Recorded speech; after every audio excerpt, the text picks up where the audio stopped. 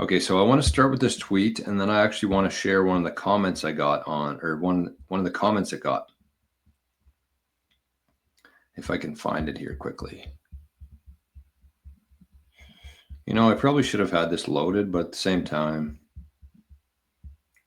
you guys should know by now. All right, so yeah, this is it, right? My favorite thing about Solana, yeah. Okay, so let me bring this tweet up.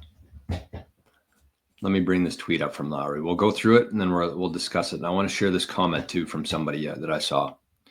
So Jason Lowry says, my favorite thing about Solana is that it brings some much needed competition to the next Bitcoin market. I have a theory that with every post-halving bull cycle, a new wave of FOMO investors must struggle with the emotional challenge of buying Bitcoin at a price 100 times higher than when they first dismissed it. Isn't that the truth? Rather than accepting this reality, it's easier for them to believe in the idea of a next Bitcoin they can buy early. This mindset fuels the next Bitcoin market cycles we see today. What investors haven't fully realized yet is how flawed this concept really is. In my view, this is because the lack of competition as the next Bitcoin market has allowed the illusion to persist. But now I'm starting to notice a pattern where every post-halving bull cycle brings a new wave of so-called next Bitcoins, only for each one to be replaced by the next. Example, Solana, Ethereum. This pattern seems to repeat with every bull run as the new investors experience FOMO, regret not buying Bitcoin sooner, and desperately search for an alternative that offers a second chance.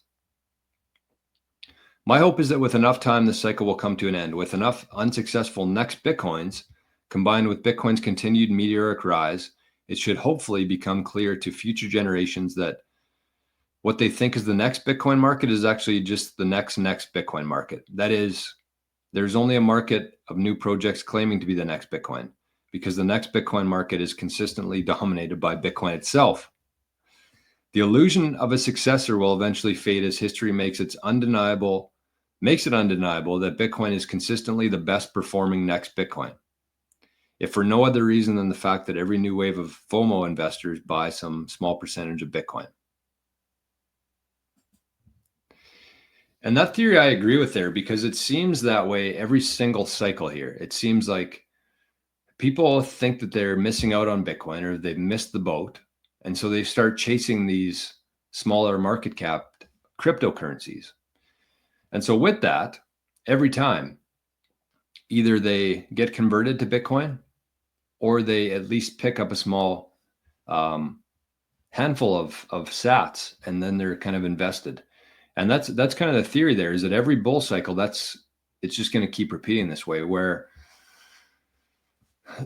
whenever the price starts running up, which I think we're going to see very soon here, like when it starts going up straight up, there's a whole bunch of people that are suddenly interested and they feel like they're missing the boat on Bitcoin. And so what do?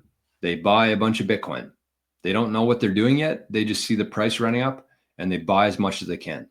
But the problem there is that they don't understand Bitcoin. They're not ready to own Bitcoin yet.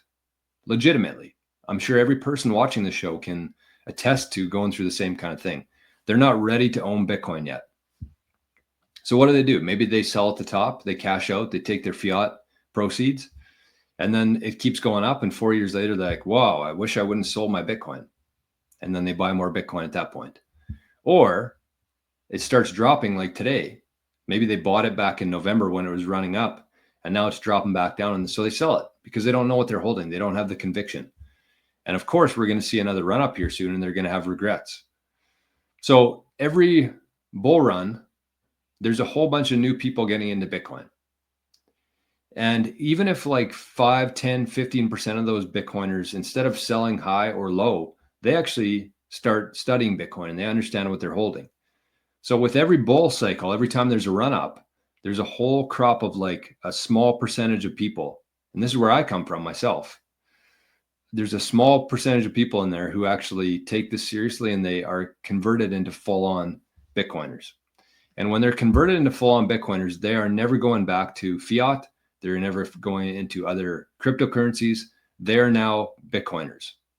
And every cycle, there's a small percentage of people who get added to that. And over time, that turns into a larger amount of Bitcoiners, which is not quite where we're at yet, but I think we're going to be after this bull cycle. So the comment that I wanted to share there with people is I thought was very relevant. And I hadn't really thought about this myself, but I think that it's accurate. So let me, I lost it again. Oh no, here it is. So the comment here was that I think people that buy shitcoins are subconsciously trying to lose money. They've been brainwashed to think that they're more spiritual if they are poor. I don't know if I agree with the last part there in terms of thinking they're more spiritual. I don't know if that's a big aspect to it. But I really believe with that thesis that people buy shitcoins, they're subconsciously trying to lose money. I think that that's a real thing. I think that the system has created the programming, the nonstop brainwashing has just like made people believe that they're just supposed to be poor. That's kind of like the mentality within society right now. There's a very, very, very small percentage of people who actually think that they deserve abundance and wealth. And everybody else is just trying to either get rich fast or they're just totally fine with losing everything that they made. That's kind of the world that we're coming from right now. And again, once you become like a Bitcoiner, essentially, you don't think like that anymore. You start thinking in abundance. You start thinking in possibility. And there's finally hope there for somebody who's never had that before. There's a really good meme, and I think it's very applicable to this, where there's the ground, and underground, there's looks like the Grim Reaper, and he's like showing this slideshow on like the wall, which is underground, and it's like a slideshow it's an illusion. That's like the fiat dollar system of like, fear, being poor, scarcity. And then above ground is like the Bitcoin world, sunshine, things are growing, abundance, hope. But because so many people are kept underground and they're focused on that illusion, they don't ever see what's up there. And I think that is the mentality of most people. And it's pretty sad. But I think that Bitcoin gives hope and gives that light that we wouldn't otherwise have in the world right now. So very, very interesting. I absolutely agree with that thesis from Lowry. And I also agree with that comment that most people have this mentality that they should be broke. They should be poor. They don't deserve abundance. So that's what we need to break out of. Absolutely need to break out of that. The next one here that Lowry had